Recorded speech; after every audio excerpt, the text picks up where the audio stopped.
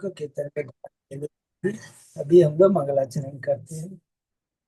ओम अज्ञानतिमिरान्धस्य ज्ञानाञ्जनशलाकया चक्षुन्मीलितं येन तस्मै श्रीगुरुवे नमः। श्रीचैतन्यमनोभीष्टं स्थापितं येन भूतले स्वयं रूपकदा मह्यं ददाति स्वपदान्तिकम्।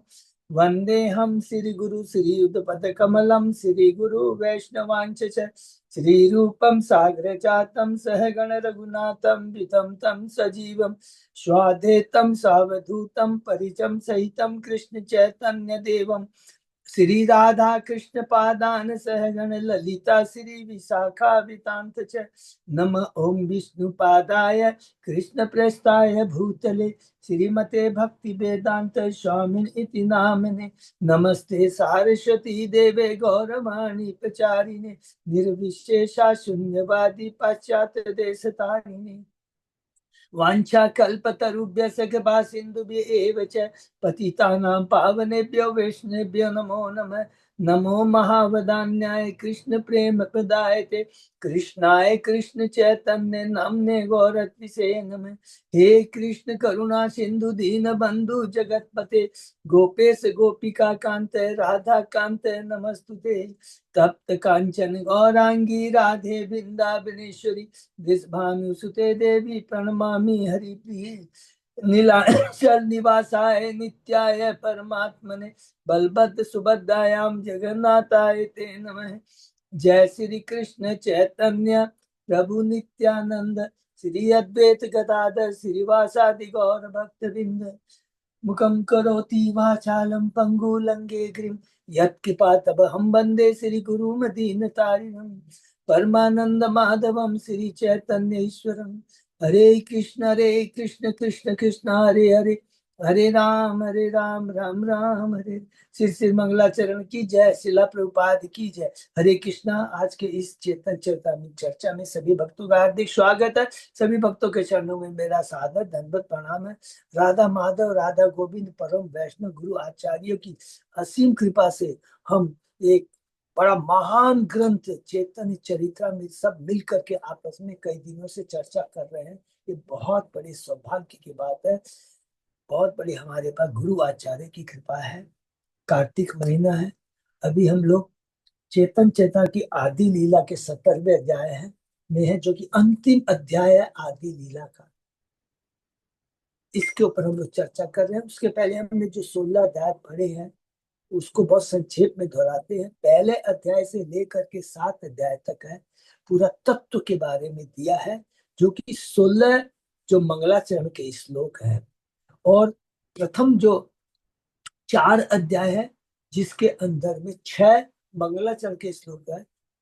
कृष्ण तत्व चैतन्य तत्व के बारे में हमने पढ़ा है कि भगवान कौन है। भगवान स्वयं गुरु भक्त ईश्वर अवतार अंश और शक्ति के रूप में स्वयं प्रकट होते हैं। लिखा है भगवान ने गीता के दूसरे पहले अध्याय के 32वें श्लोक में लिखा है कि मैं स्वयं प्रकट होता हूँ अलग अलग रूप में। इसमें गुरु के महत्व के बारे में पढ़ा, शिक्षा गुरु दीक्षा गुरु भक्त के बारे में पढ़ा, साधन भक्त नित्य भक्त होते हैं। भगवान के अवतार के बारे में पढ़ा, भगवान के प्रकाश होते अंश के बारे में, नित्य हमने भगवान के प्रकाश है। भगवान की शक्तियों के बारे में पढ़ा कि भगवान की जो परम शक्ति कौन है, जो पूर्ण शक्ति राधा रानी है और वही उसी राधा रानी से गोपियां निकलती है और जो कि वृंदावन में है। उसके बाद द्वारका में जो महर्षि है वही गोपियों से आती है और जो महर्षियों से जो बैकुंठ में लक्ष्मी है वो उन्हीं का ही विस्तार है, अर्थात बेसिक सोर्स कौन है, राधा रानी है। तो वो है पूर्ण शक्ति और कृष्ण पूर्ण शक्तिमान। दूसरे अध्याय के अंदर में हमने पढ़ा कि कृष्ण स्वयं भगवान है, कृष्ण अवतार नहीं है, कृष्ण अवतारी है। और इसको स्थापित किया ब्रह्म संहिता में ईश्वर परम कृष्ण सच्चिदानंद अनादि आदि गोविंद सर्वकारण का। इस श्लोक को भूलना नहीं है। तो भागवतम के 2 श्लोक है, एते चांस कला पुंस कृष्णस्तु भगवान स्वयं। ये स्वयं कहते हैं सुत गोस्वामी निर्मिसारण के ऋषियों को, देखो मैंने तुमने तीसरे कैंटो 1 के 30 अध्याय में मैंने तुमने अलग अलग अवतारों के बारे में बताया। कंफ्यूजन मत होना, ये सारे अवतार तो किससे आते हैं, ये तो पूरा सा पुरुषा अवतार में जो कांडोदक्ष विष्णु है, क्षीरोदक्ष उससे आते हैं, लेकिन कृष्ण ही वास्तविक सोर्स है। और ये जो कांडोदक्षाई विष्णु है, जिसको महाविष्णु भी कहते हैं, ये तो भगवान के अंश के अंश के अंश है। तो ये जो अवतारी कृष्ण, इसी से ही ये सारे आते हैं अवतार। ये हमने दूसरे 30 अध्याय में भगवान के अवतार का बाहरी कारण है कि भगवान ने जो दिव्य प्रेम का द्वापर युग में अनुभव किया, वो डिस्ट्रीब्यूट नहीं किया था, उसको करना चाहते थे। हर युग का एक धर्म होता है, कलयुग का एक धर्म होता है हरिनाम संकीर्तन, उसको प्रचार करना चाहते थे। और फिर अद्वैताचार्य ने हुंकार लगाई, इसलिए चौथे अध्याय में भगवान के प्रकट के अंतरंग कारण है। राधा रानी की भक्ति कैसी है, मेरे में ऐसा क्या जिसके प्रति राधा रानी आकृष्ट होती है, और मेरी भक्ति करके राधा रानी को क्या आनंद मिलता है। पांचवा यहाँ खत्म होता है चैतन्य तत्व। उसके बाद में इसी के अंदर में राधा तत्व का भी चौथे अध्याय जो हमने पढ़ा, उसमें बहुत डिटेल में वर्णन किया गया है। भगवान की अंतरंगा शक्ति के 3 भाग है, संधिनी शक्ति, संधि शक्ति और अलादिनी शक्ति, सब हमने बहुत डिटेल में पढ़ा। 5वें अध्याय के अंदर में अब आते बलराम तत्व। बलराम कृष्ण के द्वितीय शरीर है, उनमें और कृष्ण में कोई अंतर नहीं है। 5 रूप में धारण करते हैं। महाशंकर्षण, कर्णोदक्षाय विष्णु। महाशंकर्षण से कौन आते हैं? कर्णोदक्षाय विष्णु। कर्णोदक्षाय विष्णु से कर्णोदक्षाय विष्णु, क्षीरोदक्षाय विष्णु। और उसके बाद में ये तो होते हैं सृष्टि के लिए और भगवान की सेवा के लिए अनंत शेष है, जिनके धनों के ऊपर असंख्य करोड़ों अरबों ब्रह्मांड सरसों की तरह तैरते रहते हैं, ऊपर धारण किए रहते हैं। और सुंदर हमने पढ़ा 6वें अध्याय के अंदर में अद्वैताचार्य तत्व के बारे में हमने पढ़ा कि अद्वैताचार्य और अद्वैत और आचार्य, अर्थात अद्वैत जो कि भगवान से भिन्न है, और आचार्य जो कि दास्य के रूप में दास्य भाव रख कर करके हरिनाम का प्रचार करते हैं, भगवान को प्रचार करने में मदद करते हैं। 7वां अध्याय में हमने पढ़ा भगवान चैतन्य के 5 स्वरूप। तो वो थोड़ा बोलना भूल गया। 5वें अध्याय में मंगलाचरण के कौन कौन श्लोक है? 5 श्लोक है, 7, 8, 9, 10, 11। 6वें अध्याय में अद्वैताचार्य में कौन सा है? 12 और 13। और 14वां अध्याय में 114 श्लोक में क्या है? पंच तत्व है। अध्याय 7 के अंदर में कि भगवान चैतन्य के जो 5 स्वरूप है, स्वयं कृष्ण भक्त है, बलराम है भक्त स्वरूप है, अद्वैताचार्य है भक्त है, और शुद्ध भक्त है श्रीवास, और भक्त शक्ति गदाधर। इसके अंदर में हमने बहुत डिटेल में पढ़ा। और इसमें विशेष हमने क्या पढ़ा? इसमें प्रबोधानंद प्रकाशानंद सरस्वती को चैतन्य महाप्रभु वास्तव में बताते हैं जीवन का लक्ष्य यह है, और जो विधि है, विधि क्या है? भगवान को प्राप्त करने की, खुश करने की है। एकमात्र कलयुग में वो है हरिनाम का भक्त, हरिनाम का संकीर्तन, भगवान के नाम गुणगान श्रवण। ये हमने पढ़ा। दूसरा पड़ाव में आते अध्याय 8 में कृष्णराज कविराज गोस्वामी बताते हैं कि ये मैंने शास्त्र क्यों लिखा? इसलिए लिखा क्योंकि हमारे प्रेरणा, मेरी जो प्रेरणा है, पथ प्रदर्शक है वृंदावन दास ठाकुर ने भगवान के संन्यास के पहले की लीलाओं को डिटेल में लिखा है, उसके बाद की लीलाओं को डिटेल में नहीं लिख पाए, इसलिए मैंने इस चेतन चरितामृत विशेषकर चेतन बाबू जी के संन्यास के बाद की लीलाओं को डिटेल में वर्णन किया है। उसके बाद में हरिदास पंत भगवान के परम भक्त है, उन्होंने उनको प्रोत्साहित किया, और उसके बाद स्वयं भगवान ने, राधा मदन मोहन ने मंदिर में उनके गले में माला देते हैं, जो जिससे उनको कृष्ण राज का समझ में आ जाता है। भगवान भी चाहते हैं, गुरु भी चाहते हैं, और सारे भक्त भी चाहते हैं, तो मुझे लिखना चाहिए। और उन्होंने वहीं बैठ करके राधा मदन मोहन के मंदिर बैठ के लिखना शुरू कर दिया। 90 अध्याय में भक्ति का कल्प वृक्ष बहुत ही सुंदर है कि भगवान श्री कृष्ण है भक्ति विकल्प वृक्ष को इस पृथ्वी पर लेके आते हैं, स्वयं उसके माली बनते हैं। उन्होंने बीज बोया और इच्छा रूपी जल से सींचा, और हम भक्तों को कहा भारत विनीत जब जन सात्विक और आइए, मैं अकेला क्या क्या कर सकता हूँ, आप लोग भी मदद किए। उन्हीं की वाणी को ध्यान में रखकर प्रभुपाद जी ने इस्कॉन की स्थापना की है, और उनकी शिक्षा को आधार बना करके के आज पूरे विश्व में उनकी कृपा से हरिनाम का प्रचार जोरों से हो रहा है। 10वें अध्याय में चैतन्य महाप्रभु के स्कंद शाखाएं तथा उप शाखाएं हैं। उड़ीसा बंगाल की 90, जगन्नाथपुरी की 37 और बनारस की 3। हरि बोल। अध्याय 11 में नित्यानंद प्रभु के शाखाएं हैं, टोटल 76 है। शुरू होती है उनके पुत्र वीरभद्र से और समाप्त होती है वृंदावन दास ठाकुर से। 12वें अध्याय में हम लोगों ने पढ़ा अद्वैताचार्य और गदाधर पंथ की शाखाएं 38 हैं, अद्वैताचार्य की और गदाधर की 33 ये हमने पढ़ा। और उसके बाद में यहाँ से 14 अध्याय से शुरू होता है चैतन्य महाप्रभु के लीला के बारे में। सबसे पहले 13वें अध्याय में भगवान चैतन्य महाप्रभु आते हैं फागुन महीने की पूर्णमासी के दिन संध्या के समय सिंध राशि में 1486 में माता सची देव के गर्भ से प्रकट होते हैं। किस प्रकार प्रकट होते ही उन्होंने हरि नाम का कीर्तन शुरू कर दिया, प्रचार करना शुरू कर दिया अपने रुदन के माध्यम, रोने के माध्यम से रोने लगते थे। सारे लोग चुप कराना चाहते तो चुप नहीं होते थे, लेकिन जब माताएं कहती थी हरि बोल तो हंसने लगते थे, बंद करते थे। और किस पर सीता ठाकुरानी और श्री जो है अद्वैताचार्य की पत्नी और श्रीवास की पत्नी मालती किस प्रकार वो भगवान को आते हैं। सीता ठाकुरानी नामकरण करती है, नामकरण का मतलब है उनको निमाई के नाम से बुलाती है। और बहुत सुंदर सुंदर किस प्रकार जगन्नाथ मिश्र भेंटे प्रदान करते हैं ब्राह्मणों से। 14 अध्याय से शुरू होता है चैतन्य महाप्रभु की बाल लीला, 1 से लेकर 5 तक की बाल लीला के अंदर में हमें बहुत सुंदर सुंदर जिसमें भगवान श्री कृष्ण ने उतना की लीला है, सटकासुर की, तृणावत की लीला, उसी प्रकार यहाँ पर भी बहुत सुंदर सुंदर लीला है। किस प्रकार ब्राह्मण उनके घर में आता है, उनका उद्धार करते हैं, भोजन उसका ले लेते हैं। चोर की लीला अलग अलग कर करके बहुत सुंदर सुंदर भगवान ने किया है। 15वें अध्याय में भगवान थोड़े से बड़े हो जाते हैं, 5+ होते हैं, तो भगवान अपने स्कूल में जाना शुरू कर देते हैं। गंगादास के पंडित के स्कूल में भगवान जाते हैं और अलग अलग बहुत सारी लीलाएं हम लोगों ने पढ़ा। 16वें अध्याय के अंदर में ये बहुत इंपॉर्टेंट, सभी इंपॉर्टेंट है, हमने पढ़ा भगवान अब 10 साल को क्रॉस कर गए। 10 से 15 साल की लीला है, या सॉरी 11 से 15 साल की लीला है, किशोर लीला है।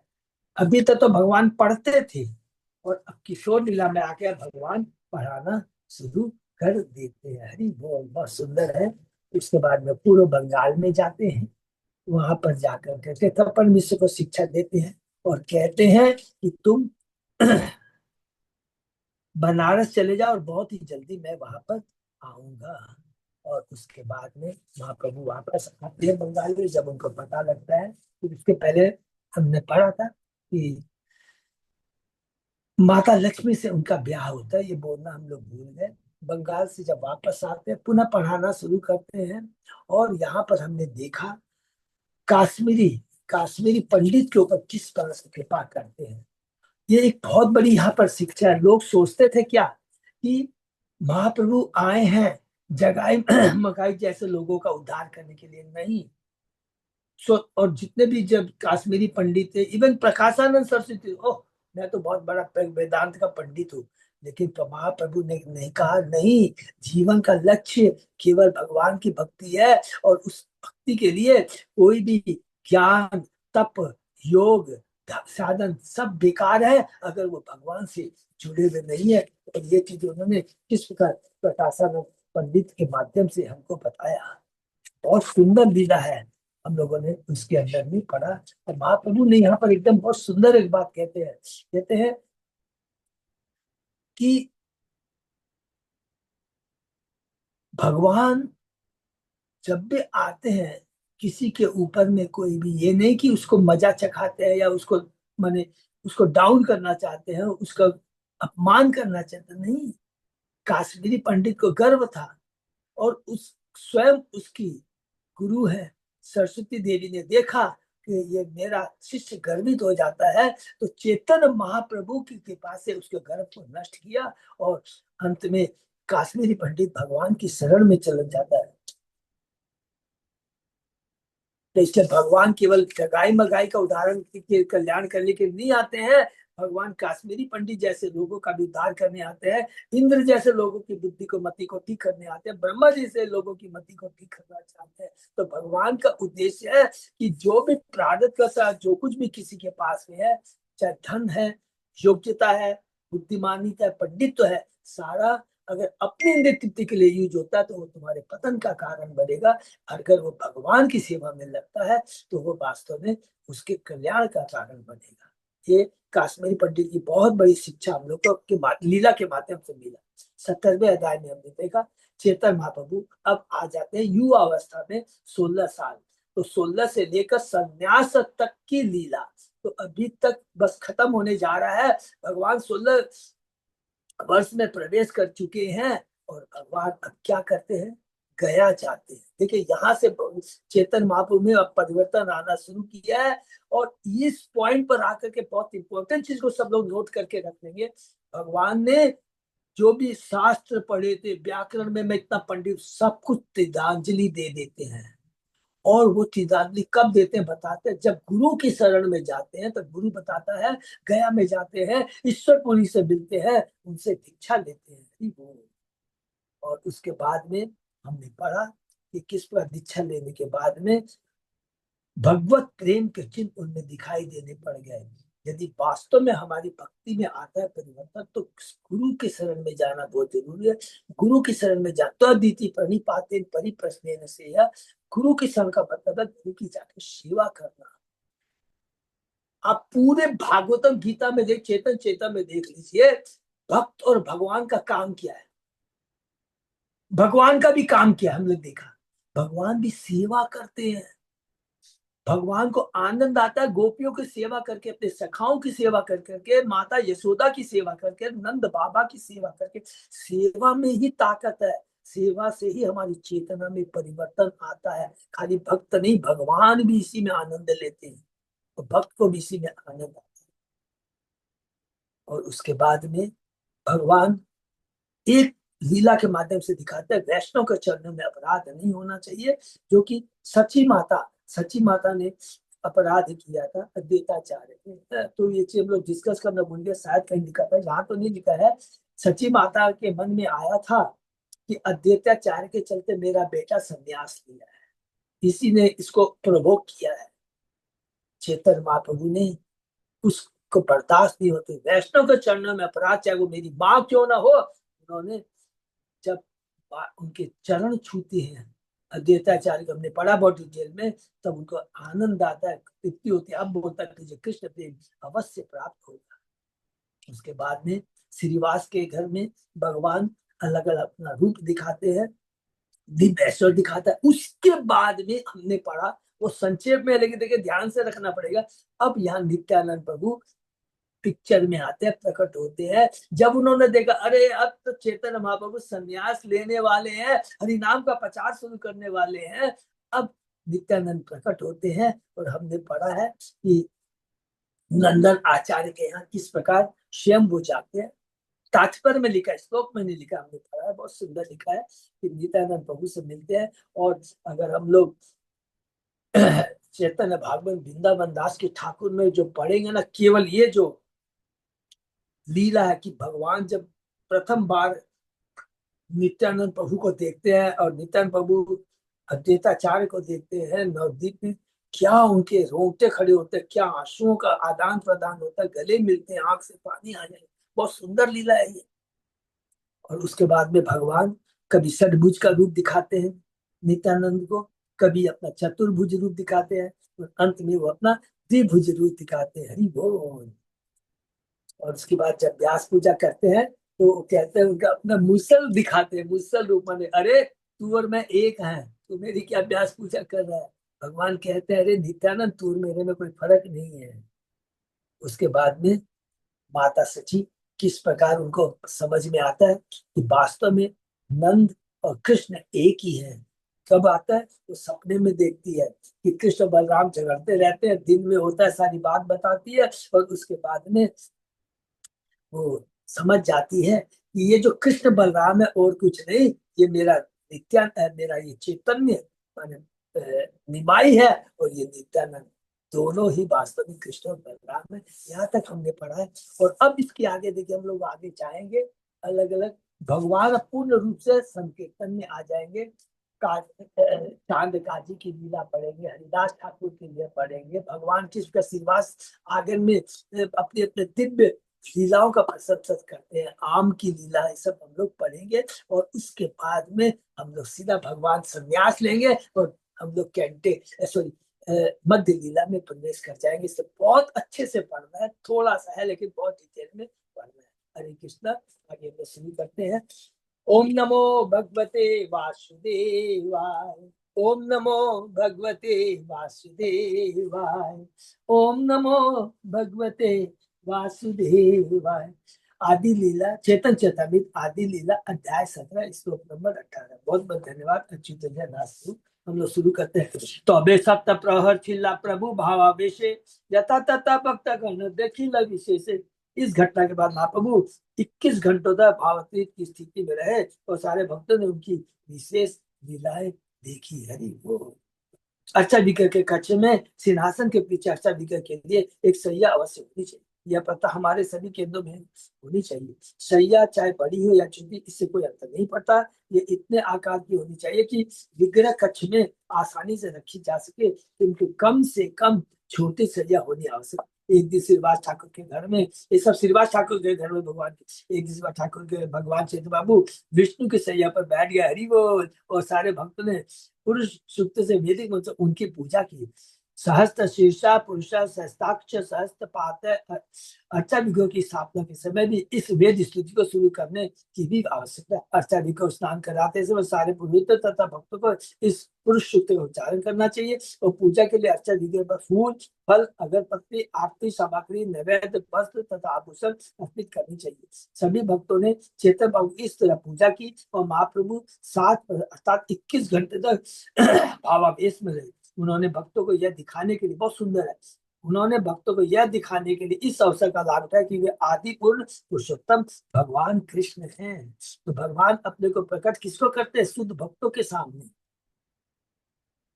जो सभी अवतारों के उद्गम है, अर्थात कृष्ण अवतारी हैं। जैसा कि भगवत गीता में पुष्टि की, अहम सर्वस्व प्रभो मत सर्व प्रवर्ते इति मत्वा भजन्ते माम बुद्धा भाव समन्विता।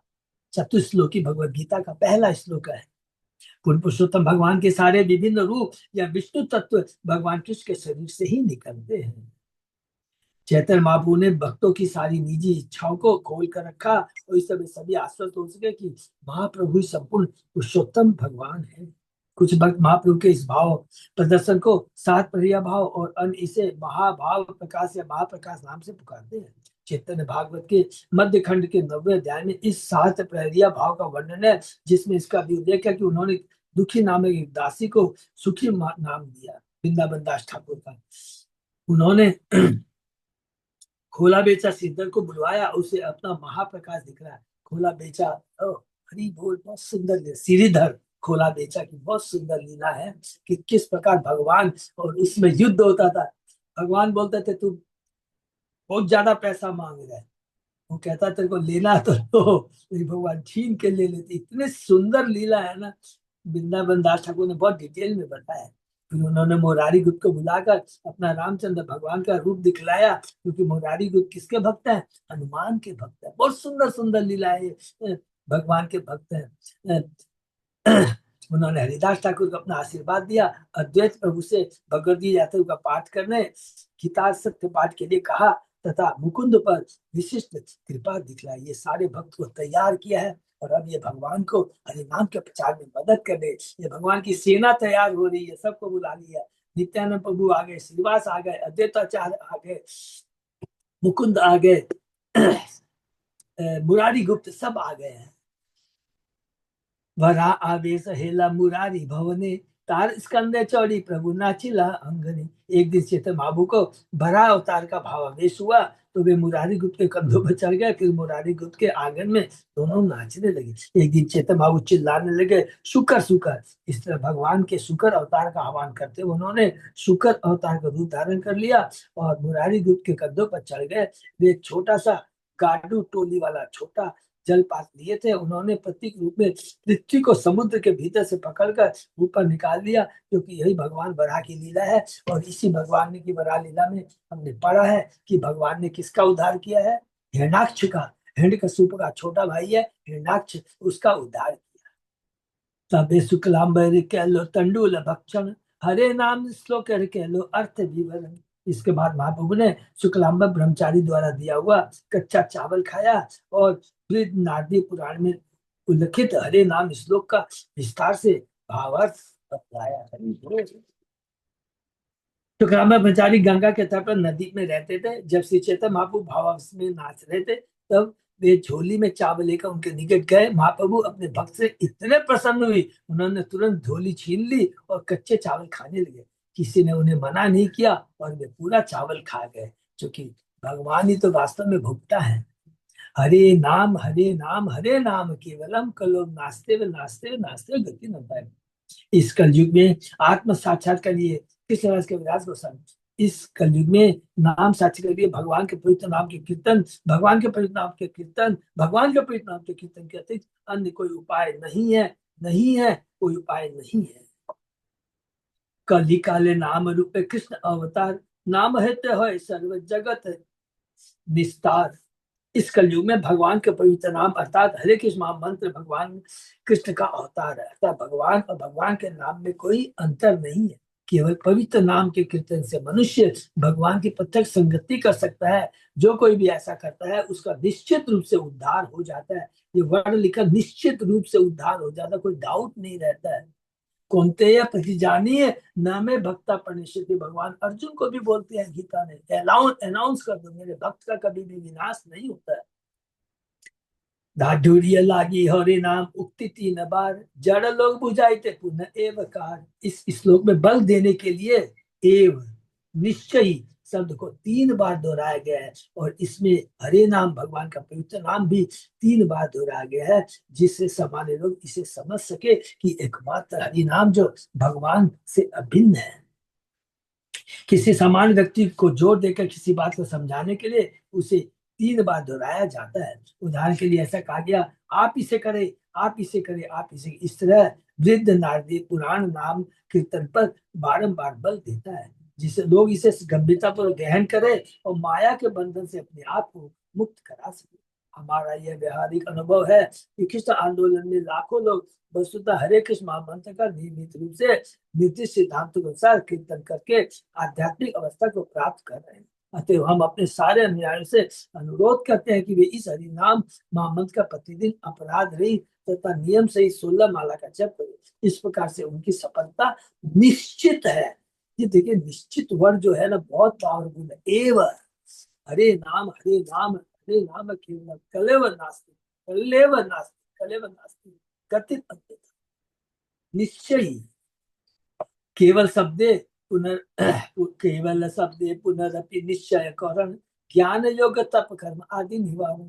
केवल शब्द का प्रयोग ज्ञान योग तप से काम कर जैसे अन्य विधियों का निषेध करने वाला है। ये बहुत इंपॉर्टेंट वर्ड है। तो भगवान ने कहा केवल, मैं क्यों बोला हूँ? मैं इसलिए बोला हूँ केवल कि लोग सोचते हैं अरे यज्ञ के द्वारा, ज्ञान के द्वारा, तप के द्वारा सकाम कर्म जैसी। बोलेंगे प्रभु सकाम कर्म तो हम कर रहे हैं, धर्म अर्थ काम मोक्ष तो पूरा शास्त्र में लिखा है, व्यासदेव जी ने पूरा लिखा है। तो बोले कि ये सारी जितने भी हैं इंपॉर्टेंट चीज क्या है, सबके अंदर में अपनी इंद्रिय तृप्ति है, सेवा भाव नहीं है। ब्रह्म ज्योति में भी ज्ञानी विलीन होता है कि मैं इस भौतिक जगत से छुटकारा मिल जाए, कोई काम नहीं करूंगा। प्रभुपाद जी ने कहा खबरदार, भगवान ने कहा क्या बनना है तुमको? युक्त बैरागी बनना है, फल्गु बैरागी नहीं बनना है। युक्त बैरागी का मतलब क्या? कि जो कुछ भी है इस धरा पर ये भगवान का है, भगवान की सेवा के लिए है, हमारी इंद्रिय तृप्ति के लिए है। इसको नकारना नहीं है, बल्कि इसको गले लगाना है और भगवान की सेवा में लगाना है।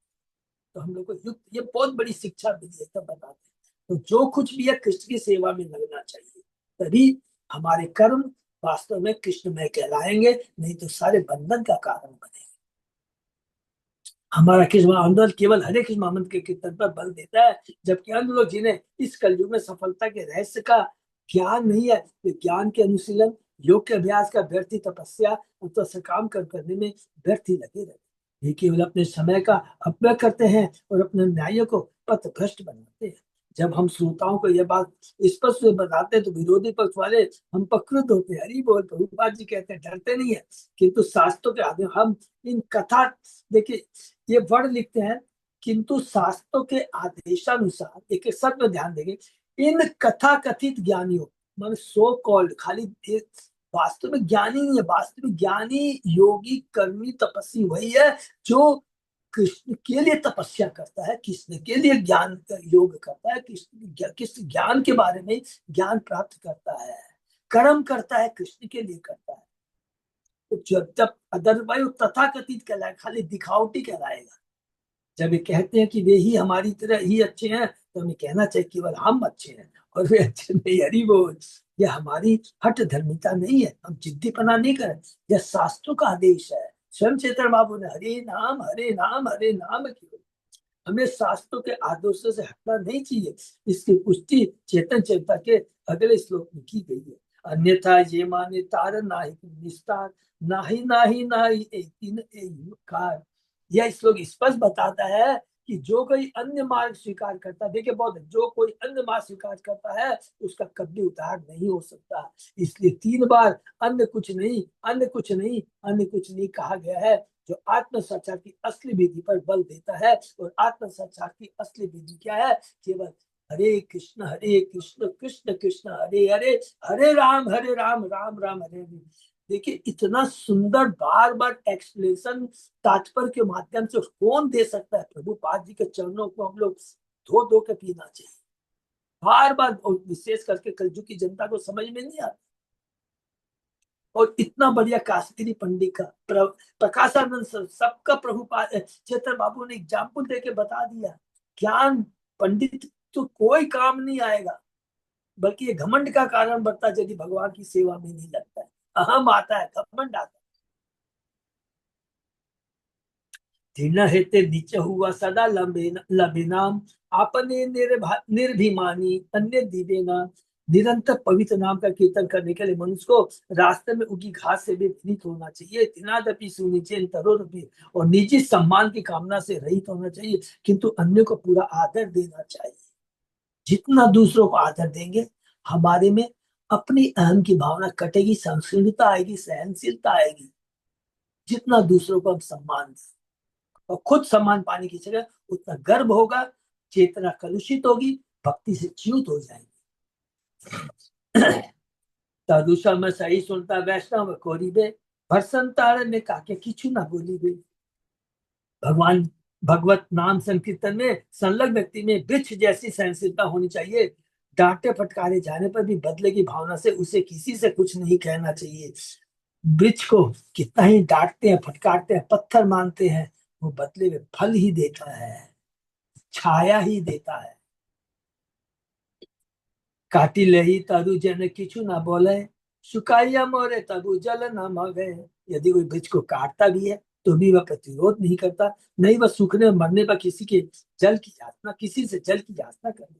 सहनशीलता का ऐसा अभ्यास तरो रीव सही सुनना बहुत कठिन है, किंतु हरे कृष्ण महामंत्र का कीर्तन करने में स्वतः संहिता का गुण विकसित हो जाता है। प्लीज इसको एकदम नोट कर लेंगे। अब बोल, यहाँ कितनी इंपॉर्टेंट बात लिखा गया है कि हमारे में जो भी दुर्गुण है, अहम की भावना है, हमारे में भक्ति करने की इच्छा नहीं है, ये ऑटोमेटिक खत्म हो जाएगी कोई विशेष चीज को केवल हरि नाम का कीर्तन करने से।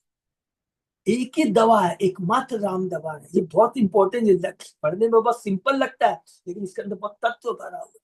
हमारे में भी कोई कमी है, हम समझ लीजिए, हमारे में भी मान पाने की इच्छा हो रही है या भक्ति करने की इच्छा नहीं है, हरि नाम का कीर्तन करने की, तो भगवान के सामने जाके खाली रोना चाहिए। हरे कृष्ण महामंत्र का करने से ही स्वतः ही सारे गुण अपने आप आ जाएंगे।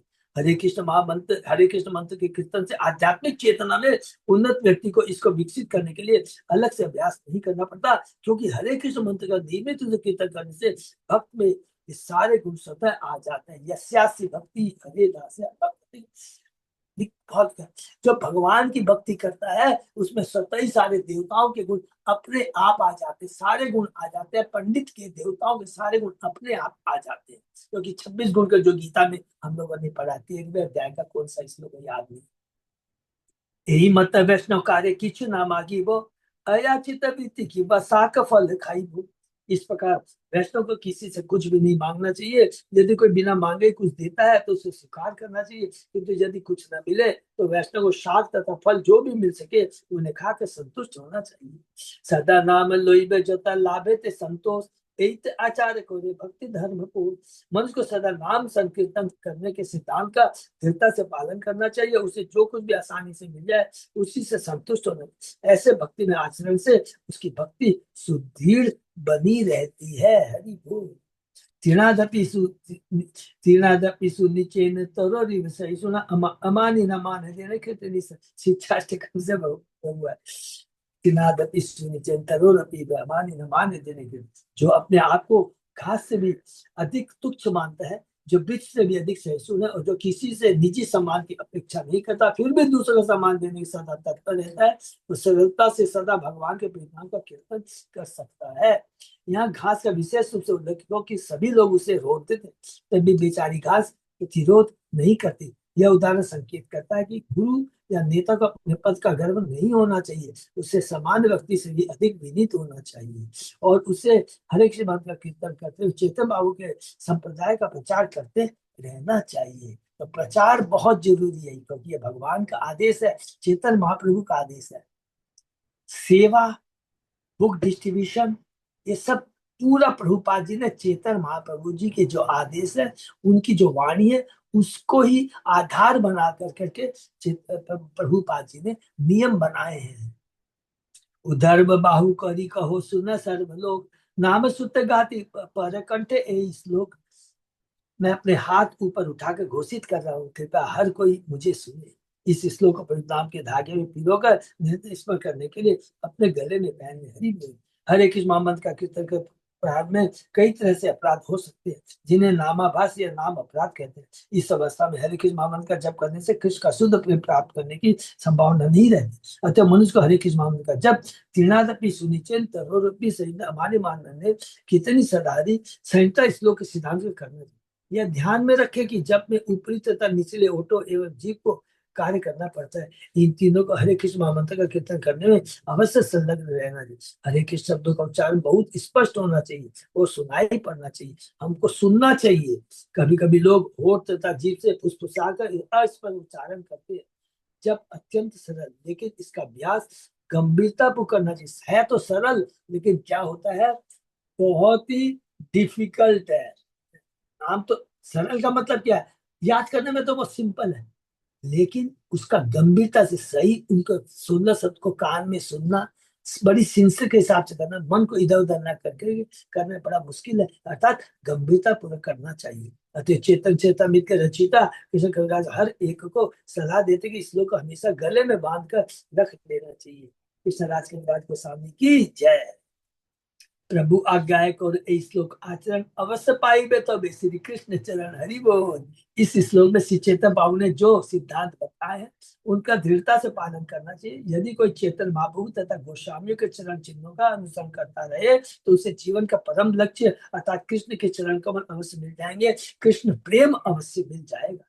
तो अबे प्रभु श्रीवासे गृह निरंतर जाते संकीर्तन के एक सन्वस्त्र। ये बहुत श्रीवास भगवान कीर्तन कहाँ करते थे, श्रीवास आंगन में। श्री चैतन्य महाप्रभु पूरे 1 वर्ष तक हर रात्रि को श्रीवास ठाकुर के घर पर हरे कृष्ण महामंत्र का सामान्य कीर्तन नियमित रूप से चलाते रहे। कपाट दिया कीर्तन को रे परम आवेशे, पाषंडी हासिते ऐसे ना पाए प्रवेशे। यह भावपूर्ण कीर्तन दरवाजे बंद करके किया जाता था, जिससे हंसी उड़ाने की दृष्टि से आने वाले अविश्वासी लोग प्रवेश न कर सकते। तो यहाँ पर हम लोग बोलेंगे प्रभु अविश्वासी लोगों को प्रवेश करने नहीं देते। बाहरी दृष्टि से दिखेगा कि वो लोग नास्तिक हैं, वो लोग को नहीं आने देना, लेकिन भगवान चाहते हैं अगर ये मेरा मजाक उड़ाते हैं तो इनका पतन हो जाएगा। तो भगवान नहीं चाहते कि इनका पतन हो। ये देखिए भगवान का जो अंदर की जो सोच होती है बहुत पॉजिटिव है, कि मेरे चलते मेरे उनका पतन हो जाए, ये तो बहुत खराब चीज है, इसलिए भगवान उनको नहीं आने देते थे। हरे कृष्ण महामंत्र का कीर्तन कोई भी कर सकता है, किंतु कभी कभी अविश्वासी लोग कीर्तन में व्यवधान उत्पन्न करने वाले हैं। यहाँ ये संकेत दिया गया कि ऐसे उधम मंदिर के द्वार बंद कर दिए जाए, केवल प्रामाणिक कीर्तन करने वालों को प्रवेश होने दिया, अन्य को नहीं। किंतु जब बड़े पैमाने पर हरे कृष्ण महामंत्र का कीर्तन होता है, हम अपना मंदिर हर किसी को सम्मिलित होने के लिए खुला रखते हैं और चैतन्य की कृपा से इसके परिणाम अच्छे निकलते हैं। क्यों अच्छे निकलते हैं? क्योंकि जब हरि सामूहिक संकीर्तन होता, भक्त आते हैं, तो अभक्त की भी चेतना में परिवर्तन आ जाता है, आना ही है। कई बार आप देखेंगे भगवान को नहीं मानता, लेकिन वो मुंह से जब हरि नाम का जबरदस्त कीर्तन होता तो उनके मां से स्वतः ही निकल जाता है हरे कृष्ण, उनके अपने आप हाथ ऊपर उठ जाते हैं। हमने अपने खुद इस चीज का अनुभव किया है। इतनी शक्ति है उसमें। कीर्तन सुनी बाहिरे तारा ज्योली पुरी पोमरे, श्रीवासे दुख दीते नाना युक्ति करे। इस अविश्वासी लोग मानो जलकर राख हो गए हो और ईर्ष्या से भर गए हो। बदला लेने जिन्होंने श्री राजा को अनेक प्रकार से कष्ट पहुंचाने की योजना बनाई, जिसका हम लोग नाम आगे पढ़ेंगे। गोपाल चापल, गोपाल चापल, फिर उस पर भी भगवान ने की बात। एक दिन विप्र नाम गोपाल चापल, पाषंड प्रधान से ही दुर्मुख वाचाल, भवानी पूजा सब सामग्री लोहा, रात शिवा से द्वारे स्थान ले पा। ये बहुत सुंदर लीला है। एक दिन जब रात में श्रीवास ठाकुर के घर के भीतर कीर्तन चल रहा था, तब गोपाल छापन नाम एक ब्राह्मण, जो नास्तिकों पाषंडियों का अगुआ था और बहुत बातूनी तरह बोलने में अक्खर था, श्रीवास ठाकुर के द्वार के बाद दुर्गा देवी की पूजन सामग्री रख आया। क्योंकि प्रभुपाद जी ने चेतन में भगवान तो कहते हैं कि देवताओं की पूजा नहीं करनी है, कि वो ये दिखाना चाहता है अरे श्रीवास तो नाटक करता है, ये तो देवताओं की, दुर्गा की पूजा, काली की पूजा करता है। यह ब्राह्मण गोपाल चापल यह सिद्ध करके श्रीवास ठाकुर को बदनाम करना चाहता कि वे वास्तव में शाक्त है, अर्थात भवानी दुर्गा पूजी के सर। हम लोग कौन है? शक्ति की नहीं, शक्तिमान की पूजा करते हैं, कृष्ण की पूजा करते हैं। और जो शक्ति की पूजा करते हैं, काली दुर्गा, उनको शाक्त कहलाते हैं, जिसकी भगवान ने भगवत गीता में भर्त्सना की है।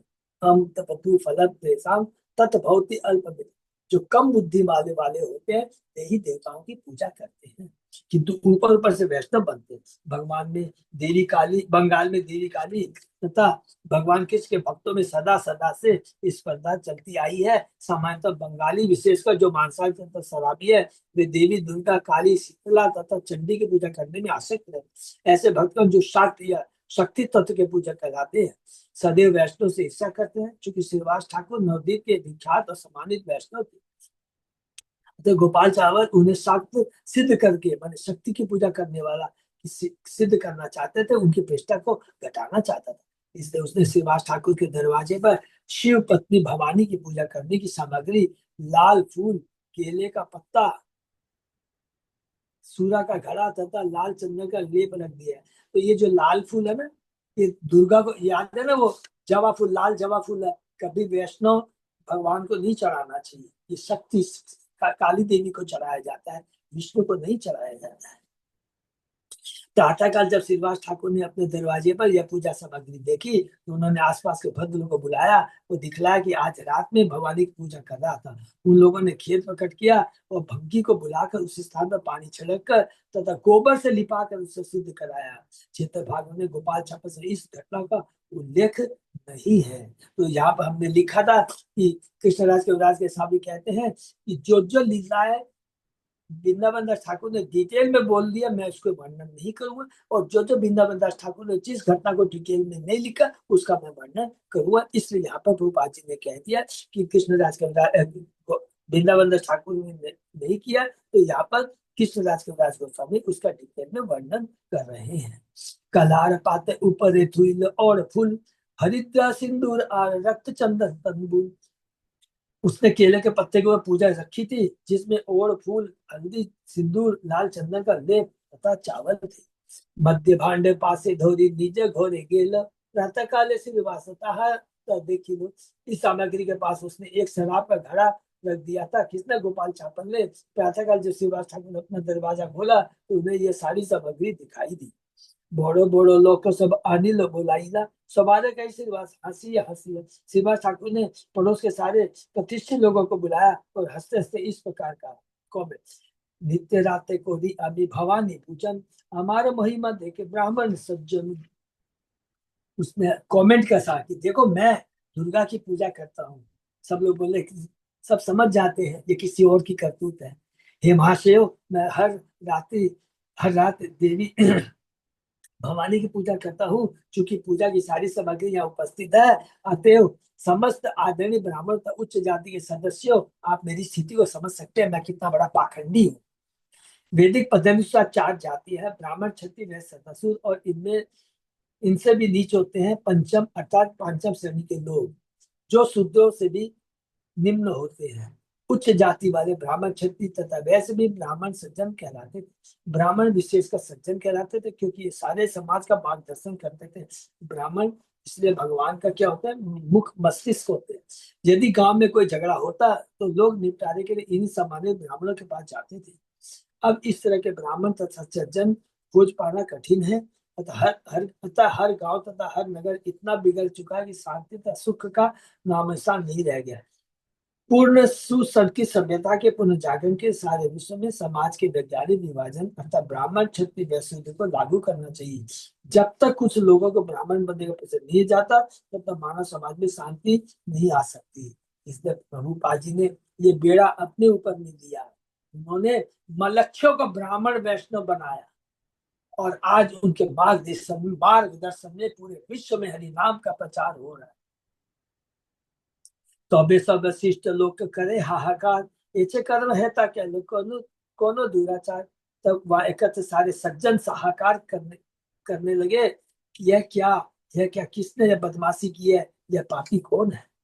हाड़ी के अनिया सब पूरा को राइलो, जल गो में दिया से स्थान ले पाई लो। उन्होंने एक झाड़ू लगाने वाले हाड़ी को बुलाया, जिसने सारी पूजा से दूर फेंकी और उस स्थान को जल तथा गोबर से लीप कर शुद्ध किया।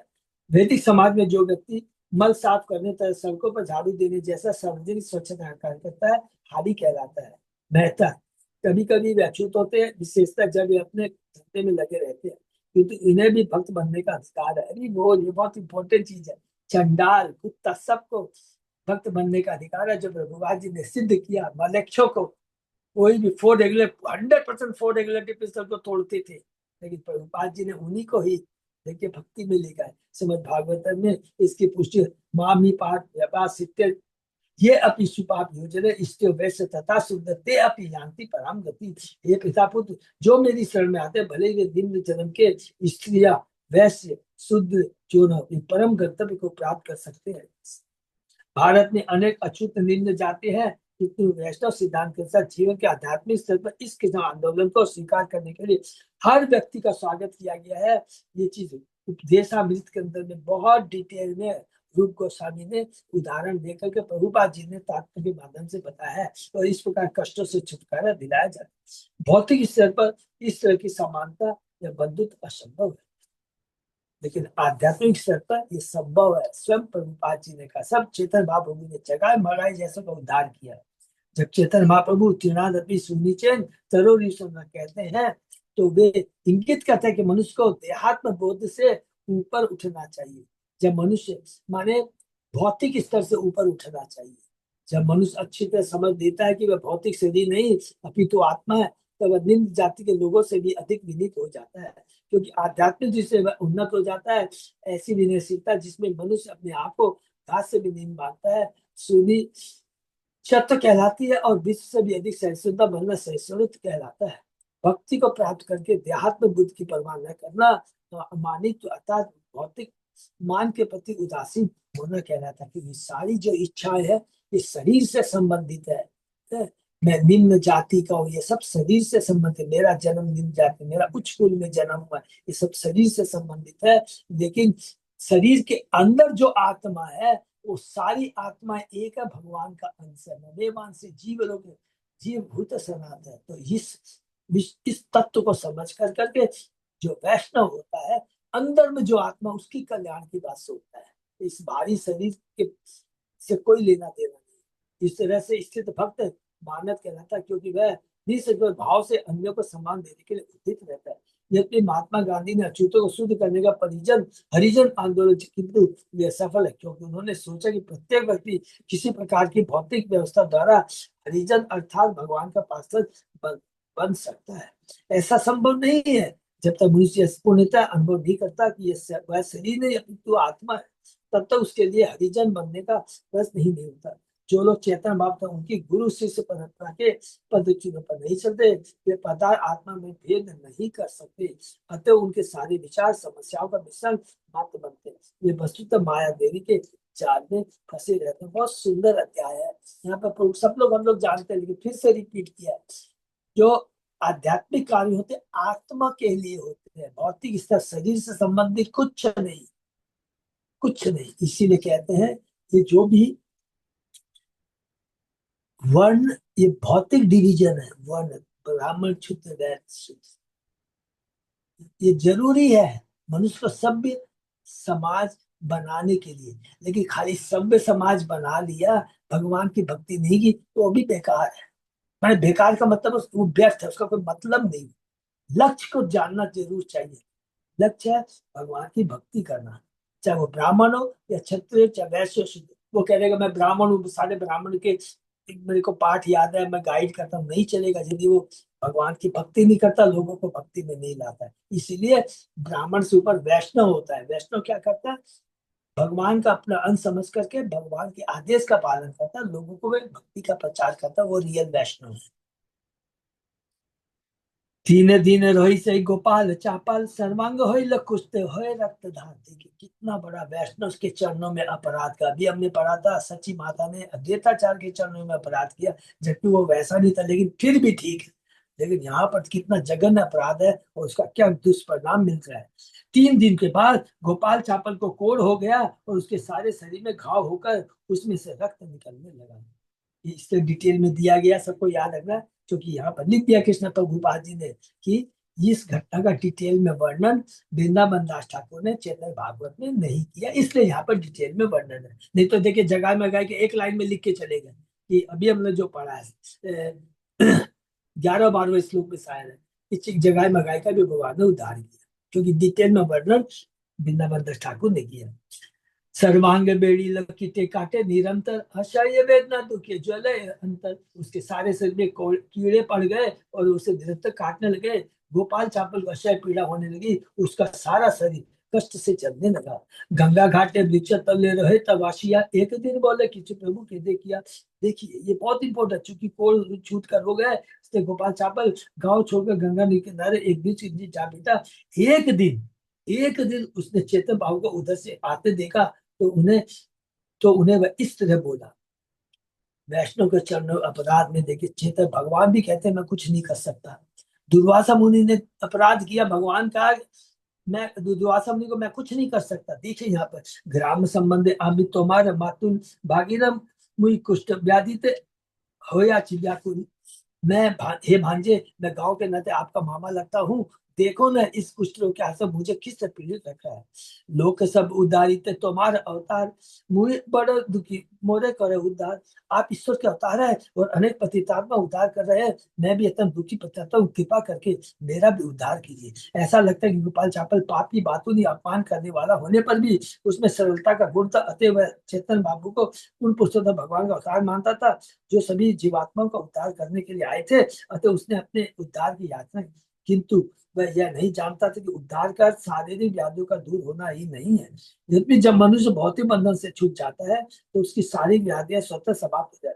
गोपाल चापल की वजह यह चाहता था कि उसका कोढ़ दूर जाए, किंतु चेतन बाबू उसे व्याधि का असली कारण बताना चाहते थे, यद्यपि उन्होंने इसकी याचना स्वीकार कर दी थी। यही ए तो सुनी महाप्रभु होइल क्रुद्ध मन, क्रोधा वैसे बोले तारे तर्जन वचन। यह सुनकर चेतन महाप्रभु अत्यधिक क्रोधित प्रतीत हुए, उसी क्रोध उन्होंने उसे कुछ प्रताड़ना भरे शब्द कहे। अरे पापी भक्त द्वेषी तोरे न उधारी मो, कोटि जन्म ए मत खिलाए खाओ या इमो। अरे पापी, शुद्ध भक्तों के से द्वेष करने वाले मैं तुम्हारा उद्धार नहीं करूंगा। बाद में जरूर करेंगे, खुद नहीं, जाके बोलेंगे जाकर के तुम श्रीनिवास से क्षमा मांगो। यही चीज भगवान ने भागवतम में कहा 90वें अध्याय में, अमरीश महाराज से जाके क्षमा मांग दुर्वासा मुनि। अरे पापी शुद्ध भक्त को देश करने वाले मैं तुम्हारा उद्धार नहीं करूंगा। मैं चाहूंगा कि तुम इसी तरह करोड़ों वर्ष तक इस इन कीड़ों से काटे जाते रहो। यहाँ ध्यान देने की बात है कि इस भौतिक संसार में हमारे सारे दुख विशेष करके रोग से हमारे विगत पाप कर्मों के कारण होते हैं। और इन सब पाप कर्मों से में से भक्त के प्रति विद्वेष के किए गए पाप को अत्यंत कठोर माने जाते हैं। श्री चैतन्य महाप्रभु चाहते थे कि गोपाल चावल अपने कष्ट का कारण समझे। ऐसा कोई भी व्यक्ति जो भगवान के नाम के प्रसाद में लगे भक्त को तंग करता है, वह गोपाल चापल की तरह दंड पाता है। यह श्री चैतन्य महाप्रभु का उद्देश्य है। जैसा कि हम आगे देखेंगे, जो व्यक्ति शुद्ध भक्त का अनादर करता है वह चैतन्य भाव को तब तक प्रसन्न नहीं कर सकता जब तक वह अपराध के लिए सच्चे हृदय से पश्चाताप नहीं करता, और जिसके प्रति अपराध करता है उसे क्षमा नहीं मांगता। हरे कृष्णा। एक अपराध देते हैं, बहुत सुंदर लीला है। तो अभी चैतन्य महाप्रभु पूरे प्रचार काल में जोरों से लग गए हैं, पूरी टीम उन्होंने बना ली है। तो दूसरा क्या है, कलयुग में नाम संकीर्तन अकेले प्रचार नहीं हो सकता। ये बात भगवान ने कहा क्या है, ये बहुत इंपॉर्टेंट चीज है। 90वें अध्याय में चैतन्य महाप्रभु भक्ति का वृक्ष लेके आते हैं, उसको अपनी इच्छा रूपी जल से सींचते हैं, खुद ही माली बनते हैं, लेकिन एक बात कह देते हैं, मैं अकेला क्या करूंगा, इस कलयुग में पॉसिबल नहीं है। अकेला का मतलब क्योंकि इस कलयुग में लिखा है जीव की अल्प आयु होती है। कैंटो 1 के पहले अध्याय के 10वें श्लोक में शायद, अल्प आयु, अल्प बुद्धि, मंद भाग्या, उपादृष्टता, सदा विचलित रहेंगे। तो जब खुद का ही मन विचलित रहेगा, वातावरण पूरा अनकंड्यूसिव रहेगा, तो हम कहाँ से कर पाएंगे, न खुद कर पाएंगे न प्रचार कर पाएंगे। इसलिए भक्तों का संग बहुत जरूरी है। इसलिए चेतन महाप्रभु ने अकेले नहीं किया, महाप्रभु ने नित्यानंद प्रभु है, हरिदास ठाकुर है, मुरारी गुप्त है, और कितनी हम लोग ने शाखाएं देखी है। 10, 11, 12 का महत्व अब समझ में आ जाएगा। 10वें अध्याय में 11वें 12वें शाखाओं के बारे में लिखा, किसने लिखा है, ये बहुत जरूरी है। वही चीज प्रभुपाद जी ने किया है। गुरु है, फिर उनको गुरु। अभी देखिएगा, गुरु महाराज चाहते हैं उनकी एक लास्ट माने बोलना नहीं, माने वो अभी बोलना शुरू कर दिए कि मैं चाहता हूं। अभी गुरु महाराज माने जिनकी ब्राह्मण दीक्षा हो गई है, तो अब उनको वो दे रहे हैं कि तुम लोग भी दीक्षा देना शुरू करो। अभी गुरु महाराज बहुत जोर से लगे हुए हैं कि लोगों को, और माने तो अभी 2-3 जन को दिया, साउथ में 2-3 को दिया है, और भी जन को दे रहे हैं। ये बहुत जरूरी है, प्रचार कार्य का जरूरी है। तो भक्तों का संग और प्रचार ये बहुत जरूरी है। ये स्वयं चेतन महाप्रभु ने दिखाया है। इसका हमको ध्यान रखना, हमें ज्यादा से ज्यादा प्रचार करना बहुत जरूरी है। और वो प्रचार हम तब कर पाएंगे जब हमारी खुद की सेवा बहुत अच्छी।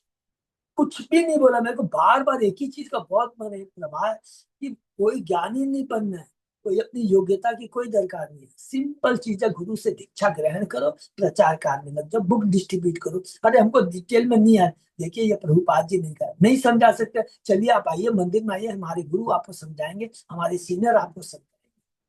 तो जो लेगा ना, उस कभी भी ऐसा नहीं बोला अरे तुमको कुछ को नहीं आता है। ये भक्ति का प्रभाव ही है। You have to be very honest. Honestly हम करेंगे तो करते हम हैं, लेकिन करवाने वाले तो गुरु और भगवान है। केवल भाव होना चाहिए, इच्छा होनी चाहिए, बाकी सब काम भगवान और गुरु अपने आप करते हैं। ये बहुत बड़ी सच्चा हमें मिलती है। हरे कृष्णा। किसी का कोई प्रश्न?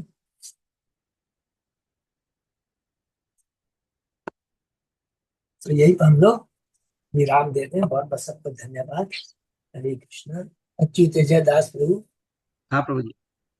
बस, और कोई अनाउंसमेंट? अभी तो सब कुछ, अभी बस अब कार्तिक महीने के बहुत रह गए हैं, कुछ ही दिन रह गए हैं, शायद 10, 12, 13 दिन रह गए हैं, या 15 दिन जो भी है। तो हम लोग सब एक दूसरे को उत्साहित करेंगे, तो ज्यादा से ज्यादा हम लोग दामोदर आरती करेंगे। वैसे मैंने देखा है श्री संगीता राधा देवी दासी बहुत कर रही है, उनका मैसेज आता रहता है, आज इसके यहाँ, आज इसके यहाँ, आज इसके यहाँ। तो हमको करना है, और सब लोगों को भी इंस्पायर होकर ऐसे ज्यादा से ज्यादा करना है। ज्यादा से ज्यादा जो भी जुड़े हुए नहीं है ना, उनको जोड़ने से भगवान बहुत खुश होंगे। और इस महीने में स्पेशली थोड़ा भी प्रयास करेंगे तो सक्सेस जरूर। हरे हरे कृष्ण। ये विराम। सही भक्त का बहुत बहुत धन्यवाद। प्यार का शेष नहीं विराम देते हैं। सोमवार सुबह 7।